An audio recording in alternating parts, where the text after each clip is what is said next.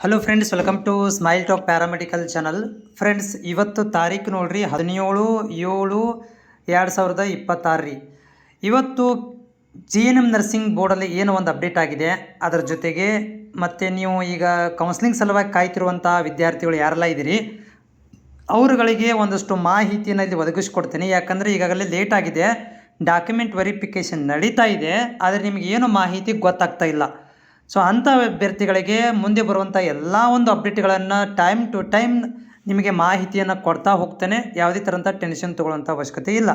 ನೋಡಿ, ಇವತ್ತು ಏನು ಅಪ್ಡೇಟ್ ಆಗಿದೆ ಅಂದರೆ ಇಲ್ಲಿ login page for upload caste certificate and login page for the ANM candidate ಅಂತ ಮಾಡಿದ್ದಾರೆ. ಅಂದರೆ ಈಗ ನೋಡಿರಿ, ಈ ಗ್ರೂಪ್ ಸಿದವರಿಗೆ ಈ SC ಕ್ಯಾಟಗರಿ ABC ಅಂತ ಇದಾರಲ್ಲ, ಅವರುಗಳಿಗೆ ಕಾಸ್ಟ್ ಸರ್ಟಿಫಿಕೇಟನ್ನು ಅಪ್ಲೋಡ್ ಮಾಡೋಕ್ಕೆ ಇಲ್ಲಿ ಲಾಗಿನ್ನನ್ನು ID ಬೇರೆ ಮಾಡಿದ್ದಾರೆ. ಯಾಕಂದರೆ ಒಂದು ID ಒಳಗಡೆ ಪ್ರಾಬ್ಲಮ್ ಆಗ್ತೈತೆ ಅಂತೇಳಿ GNM ಮುಗಿಸಿರುವಂಥವರು ANM ಮುಗಿಸಿದರು GNM ನರ್ಸಿಂಗ್ ಮಾಡಬೇಕಂತಂದ್ರೆ ಅವ್ರಿಗೆ ಒಂದು ಲಿಂಕ್ ಬೇರೆ ಕೊಟ್ಟಿದ್ದಾರೆ. ಅದೇ ರೀತಿಯಾಗಿ ಏನಂದರೆ ಕಾಸ್ಟ್ ಸರ್ಟಿಫಿಕೇಟ್ ರಿಜೆಕ್ಟ್ ಆಗಿ ಯಾರಿಗೆ ಮೆಸೇಜ್ ಬಂದಿದೆ, your application rejected caste certificate upload ಅಂತೇಳಿ ಈ ರೀತಿ ಬಂದಿರುತ್ತೆ SCABC ಅಂತ, ಅವರುಗಳಿಗೆ ಈ ಲಾಗಿನ್ ಪೇಜನ್ನು ಕೊಟ್ಟಿರುವಂಥದ್ದು.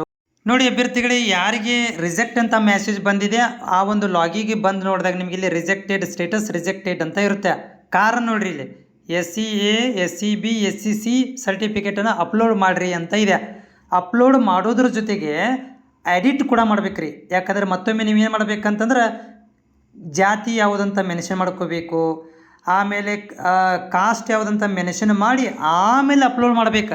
ಹಂಗೆ ಡೈರೆಕ್ಟ್ ಅಪ್ಲೋಡ್ ಮಾಡೋಕ್ಕೆ ಹೋಗ್ಬೇಡ್ರಿ. ಈ ರೀತಿ ಇರ್ತೈತಲ್ಲ, ಅವರು ಡೈರೆಕ್ಟ್ ಅಪ್ಲೋಡ್ ಮಾಡೋಕ್ಕೆ ಹೋಗ್ಬೇಡ್ರಿ, ಎಡಿಟ್ ಮಾಡ್ಕೋಬೇಕು. ಅಂದರೆ ಇಲ್ಲಿ ನಿಮ್ಮ ಹೆಸರು, ಏಜು, ಆಮೇಲೆ ನೀವು ಮ್ಯಾರಿಡು ಅನ್ಮ್ಯಾರಿಡು, ಮೇಲು ಫಿಮೇಲು, ಆ ಭಾಗದಲ್ಲಿ ಜಾತಿನೂ ಕೂಡ ಸೆಲೆಕ್ಟ್ ಮಾಡ್ಕೊಳ್ಳೋ ಒಂದು ಆಪ್ಷನ್ ಇರುತ್ತೆ. ಅದನ್ನು ಸೆಲೆಕ್ಟ್ ಮಾಡಿಕೊಂಡ ಮೇಲೆ ನೀವು ಏನು ಮಾಡಿರಿ ಅಂದರೆ PDF ಅಪ್ಲೋಡ್ ಮಾಡಬೇಕು.